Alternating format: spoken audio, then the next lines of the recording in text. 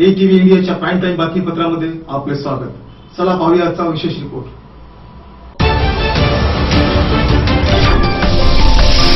नागपूर येथील इस्माचा दिग्रस येथे विहिरीत पडून मृत्यू। दिग्रस येथील तेलंगपुरा सार्वजनिक विहिरीत नागपूर येथून आलेल्या पाहुण्याचा लघुसंख्येदरम्यान तोल जाऊन विहिरीत पडून मृत्यू झाल्याची घटना दिनांक 5 मार्च रात्री 8:30 वाजता घडली। सविस्तर वृत्त असे की मृतक यशवंत किशोर मुळेवार वय 33 राहणार नागपूर भगवाननगर येथील असून तो दिग्रस येथील त्यांच्या नातेवाईक राहणार अंबिकानगर दिग्रस यांच्याकडे पाहुणा म्हणून आला होता। अचानक रात्री 8:30 वाजता लघुसंख्येसाठी गणेश कळसाईत त्यांच्या घरालगत असलेली सार्वजनिक विहीर त्याला अंधारात दिसली नसावी, त्यात त्याचा तोल जाऊन विहिरीतील पाण्यात पडल्याने त्यात तो बुडून मृत्यू पावला।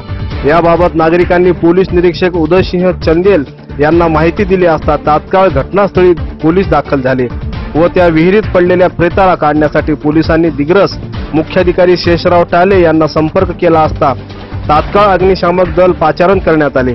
त्याचे प्रेत काढण्यासाठी अग्निशामक दलाचे इंचार्ज आसिफ खान, मुन्शी सागर अंकुश, मोहम्मद परसुवाले व पोलीस विभागाचे बापूराव दोडके, गुणवंत गोटे, विशाल होटगिरे, प्रेम राठोड, दीपक धगे, अरुण राठोड, ब्रह्मदेव टाले यांनी 2 तासाच्या अथक प्रयत्नानंतर प्रेत 10:30 वाजता बाहेर काढण्यात आले। पोलिसांनी घटनास्थळाचा पंचनामा करून मृतदेह शवविच्छेदनासाठी ग्रामीण रुग्णालय दिग्रस येथे पाठवण्यात आले।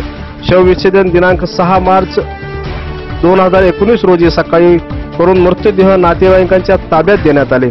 दिग्रस नगर परिषद हद्दीत तेलंगपुरा परिसरात असलेली सार्वजनिक विहीर असून या विहिरीच्या पाण्याचा उपयोग नसून विहीर बंद अवस्थेत व निकृष्ट पडक्या अवस्थेत असल्याने या विहिरीत झाडे झुडपांनी घेरलेली आहे।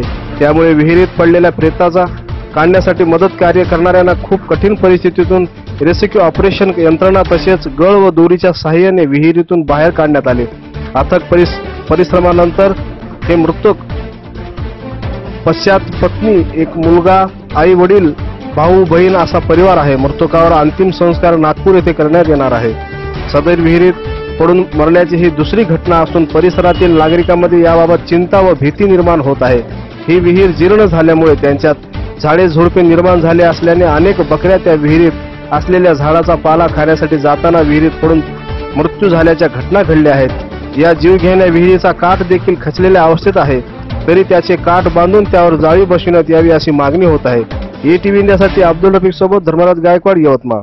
आजचं बातमीपत्र इथं संपलंय। नमस्कार।